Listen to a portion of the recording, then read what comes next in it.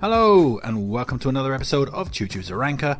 On this episode we are going to be continuing our Albums of the Year list. This time it's 2019, and 2019 is, well, a bit of a lackluster year if I'm being honest. It's basically 2018 part 2.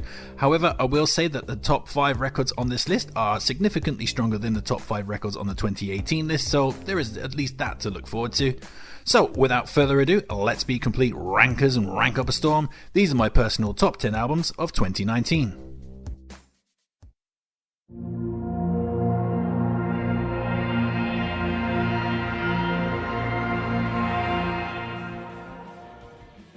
So, we're going to be kicking off this list with Morbid Things by Pup, which was the band's third album. And Pup are basically a skate rock throwback. And here the band are bouncing around like 2001 Never Died. And of course that could be somewhat off-putting, as skate rock was never really a treasure trove of classic records, but Morbid Stuff is a very good example of the genre, landing somewhere between early period Brand New and Jeff Rosenstock. The album is consistent, energetic, has some decent lyrics, and is noticeably devoid of clunkers. Of course, to enjoy this you need to have a certain tolerance for that trademark skate rock sound. I mean, if bands like Sum 41 just set your teeth on edge, this probably isn't going to be up your alley, but as far as skate rock records go, this LP is pretty damn good and a fun, chaotic and catchy curtain jerker for this list.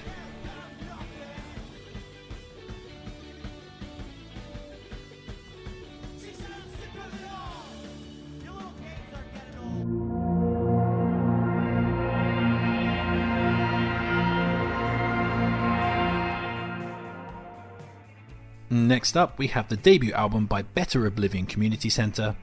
And Better Oblivion Community Center is basically an indie supergroup comprised of Phoebe Bridgers and Bright Eyes frontman Connor Oberst.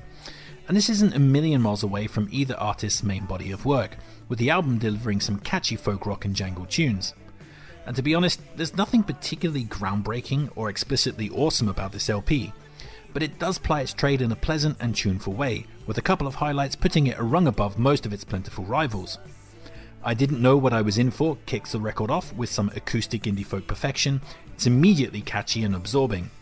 Dylan Thomas is a stomping folk rock banger and an obvious single, and understated closer Dominoes has a beautiful melody and ends the album on an emotionally satisfying note. So yeah, whilst this won't rearrange anybody's world, this is still a good, solid album of indie folk that will satisfy fans of both Phoebe Bridgers and Bright Eyes.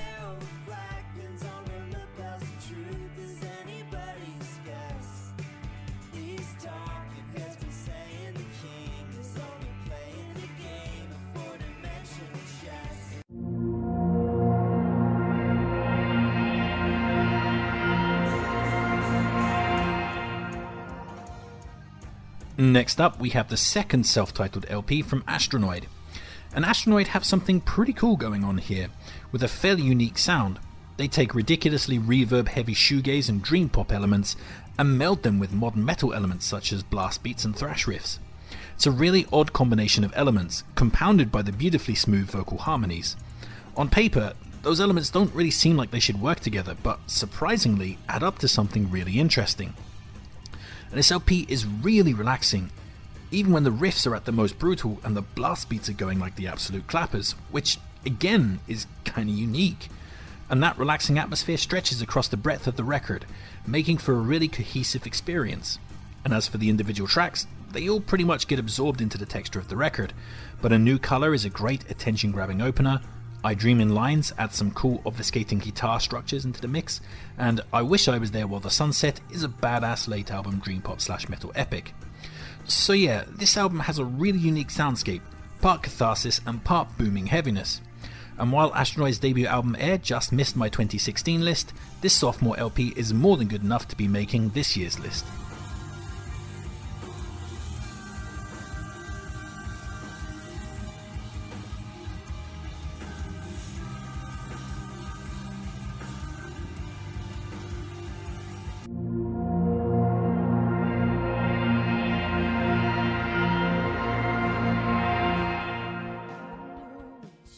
Coming in next, we have Remind Me Tomorrow by Sharon Van Etten, which was her fifth album, and here we have an atmospheric, singer-songwritery synth-pop album with some odd melodic sensibilities and a streak of gothic darkness running through its seams.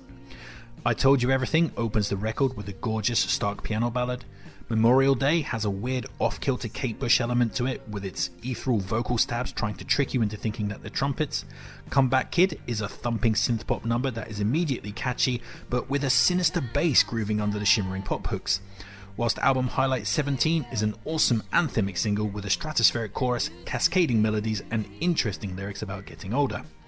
So yeah, in a year absolutely rammed with female singer-songwriter records, Sharon Van Etten still has the talent and the tunes to stand out from the pack.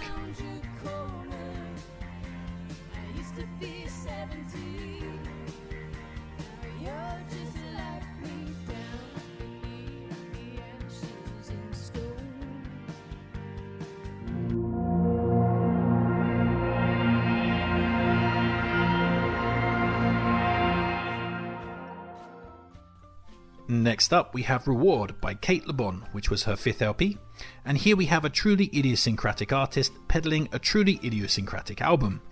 Taking more than a leaf from the book of Kate Bush, this record shoots hard for that early 80s synth sound, and pretty much nails it, which is peculiar as, there are many admirable things about 80s music, but that particular sound isn't really one of them, so it's odd to see a modern day artist just really going for it. That said, more fool those who didn't try, because this LP is an obvious raging success. The sparse quality of the synth work really lets the melodies rise to the surface and brings focus to Kate's beautiful and very odd vocal lines. Openers Miami and Daylight immediately set the stage, with the synth tones dragging you straight back to Abacab era Genesis, but with the super catchy chorus of Daylight convincing you that it's actually a good thing instead of making you run out of the house screaming like Abacab does. Other highlights abound, with Mothers magazines taking some obvious inspiration from Sparks for its alluring kookiness, while The Light sees Kate's voice dripping with mystery and emotion. My favourite off of this though has to be Home to You, which has an insidiously catchy xylophone riff and a sing-along chorus that will start pestering you at all kinds of inconvenient times. It's just a fantastic track. So yeah, this is early 80s homage done in the correct way, and it's just a really endearingly oddball album of kooky pop.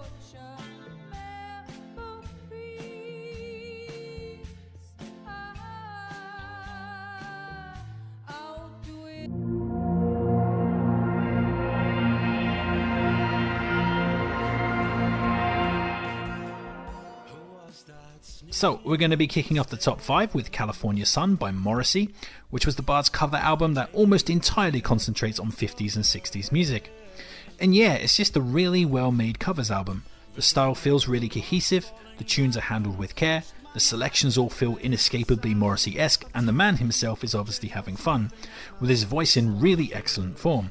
In fact, I think he sounds maybe the best he's ever sounded in terms of vocal quality on this. And there are tons of highlights here too. His version of Joe Bryant's Morning Starship is so inside his wheelhouse that, if you didn't know it was a cover and someone told you it was a cover, you wouldn't believe them. You'd have to be convinced. Elsewhere, Morrissey's vocals on Roy Orbison's It's Over, or the trumpet-laden Gary Puckett and Union Gap classic Lady Willpower are just absolutely amazing, while his stab at the Fifth Dimension's Wedding Bell Blues has a delightful Smith-style sense of camp about it. So yeah, to be honest, I couldn't really imagine a much better Morrissey covers album than this one right here. I think he absolutely nailed this. Just wonderful stuff.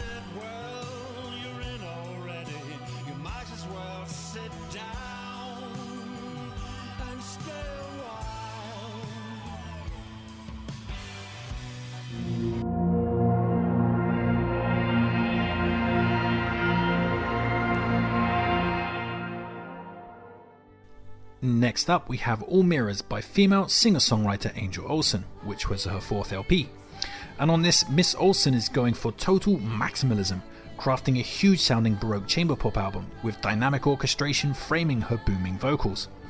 It feels like a great lost record from the divas of the 50s and 60s. The album is sweepingly atmospheric and impressive in its scope and ambition.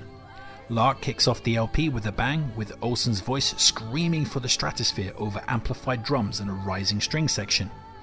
Title track All Mirrors has an almost Echo and the Bunnymen style gothic vibe to it. What it is a really nice bouncing pop tune with some awesome dramatic string work, and Tonight is a Loge string-soaked ballad that is absolutely drenched in 1950s pre-Beatles cool.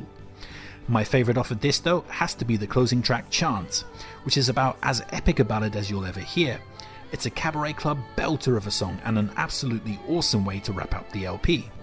So yeah, if you're after some epic Cilla Black, Sandy Shore style 1960s diva action, then Angel Olsen definitely has you covered on this release.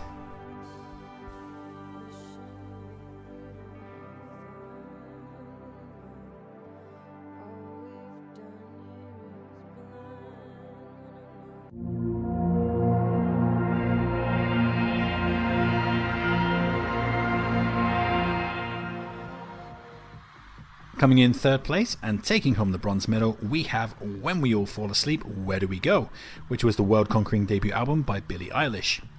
And what can I say? Sometimes the kids just get it right. This is just an undeniably fantastic debut LP, and the fact that Billie Eilish was only 17 when she made this is frankly unbelievable. And here we have some stripped-back, jazz bar, husky diva-type compositions married with giant catchy pop choruses and buzzing synth pop. And it's a blend that works extremely well, with the record maintaining a cool, smoky atmosphere despite its giant hooks. And as for Billie's lyrics, they're remarkably well done for someone so young, often centering on uncertainty and depression.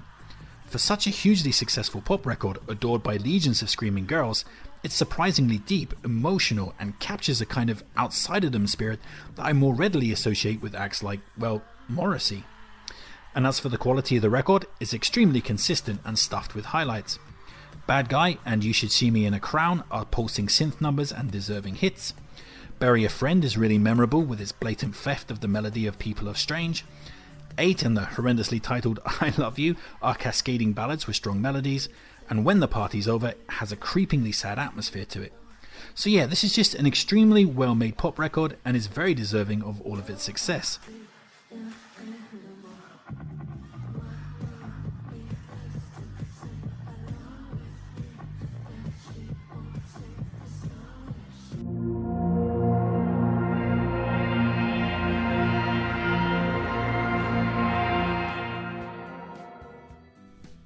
Silver medal time, and the silver medal is going to go to the eponymous debut album by Purple Mountains. And Purple Mountains is a project by singer-songwriter David Berman, who used to be the frontman of the lo-fi indie outfit The Silver Jews back in the 2000s. After that band broke up, Berman spent a decade on hiatus before returning with this LP as Purple Mountains. And what we have here is a jangle and folk rock album with alt country inflections and absolutely superb lyrics. David Berman has a level of self-deprecation that's rarely seen, and he navigates his obviously crushing sense of depression with wit and good humour. Unfortunately, his depression was a beast he couldn't keep at bay, and shortly after the release of this record, he killed himself, leaving this LP behind as his epitaph. And as a suicide record goes, this is pretty devastating despite its humour. Tracks like I Loved Being My Mother's Son and Nights That Won't Happen are spine-chilling in retrospect, especially the latter with its lyrics about how death makes people left behind suffer the most. Even the catchy, more sonically upbeat tracks like That's Just the Way I Feel, All My Happiness Is Gone, and Darkness and Cold positively drip with lyrical pain, as, well, their titles imply.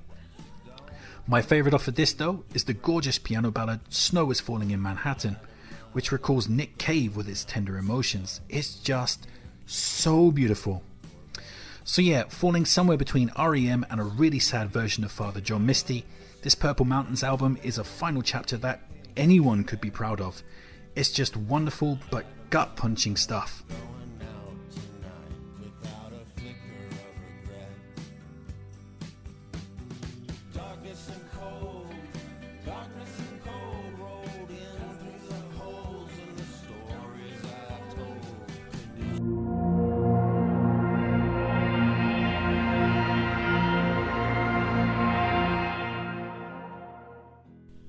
So here we are at the top of the mountain, and the gold medal for 2019 is going to go to Crushing by Australian singer-songwriter Julia Jacklin, which was her sophomore LP. And over this decade, we've seen many female singer-songwriters populate these lists. It's actually been a pretty huge trend. But out of all those many records, this one right here is probably my absolute favourite. And musically, it's stripped back to the basics, just some clean guitar, drums, bass, and the occasional twinkling of keys. The tunes are all nicely melodic and have a cohesive texture, and the record has an excellent consistency with no weak compositions in sight. So far so good, but you know, that could be any decent singer-songwriter's LP. However, it's Julia Jacquelin's voice and lyrics that make this go absolutely stratospheric. I mean, there's a reason why this album is entitled Crushing, and that's because it's a full-force, hurricane-level breakup record that just exudes desperation and sadness from every pore.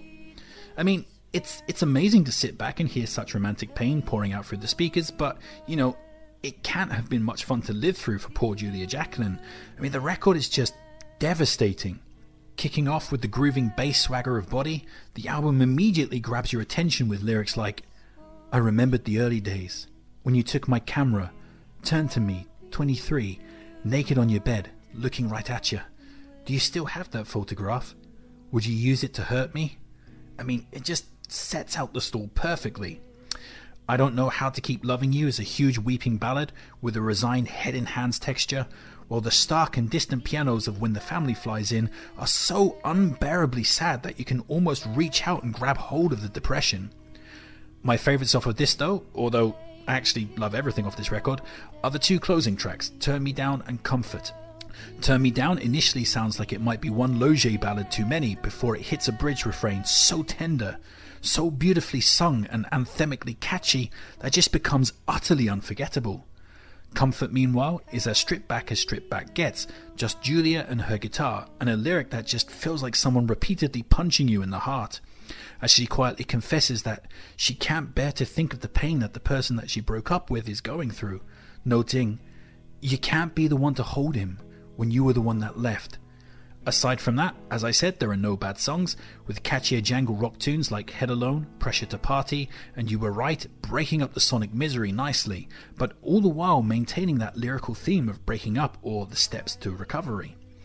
So yeah, I mean, I absolutely fucking love this record. This is a 5-star banger and one of the best of the decade for me personally. So if you haven't heard this, just drop what you're doing and check it out. It is awesome.